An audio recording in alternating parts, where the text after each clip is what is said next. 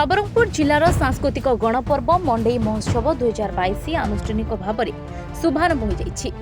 बासिनी पंचायत बेतालठारे मां भंडार घरणीक पीठरे आनुष्ठानिक भाव में यार शुभारंभ होइछि। गत 2 वर्ष एवं कोरोना कटकणा जोगु मंडई महोत्सव बंद रहितिबा सत्वे चलित वर्ष महा आडंबर पालन निमंते जिला प्रशासन तरफ प्रस्तुति जोरदार चली।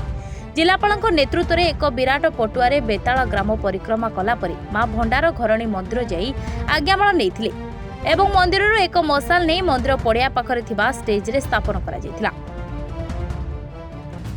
यापरे आयोजित सभारे जिलापाल कमललोचन मिश्रଙ୍କ समेत जिला परिषद अध्यक्ष मतीराम नायक, जिला परिषद उपाध्यक्ष लिपिका बिरोई बहु प्रशासनिक अधिकारी माने अतिथि भाव में उपस्थित थिले।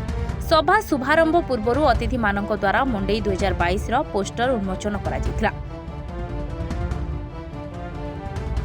पूर्व वर्ष मानक परि चलित वर्ष समस्त ब्लॉक मानकरे मंडई महोत्सव पालन करने को बारण करा जायतिबा बेले नवरंगपुर ब्लॉक रे यह शुभारंभ करा जायतिला। नवरंगपुर श्रीहरि बिशोई रिपोर्ट, खबर लाइव।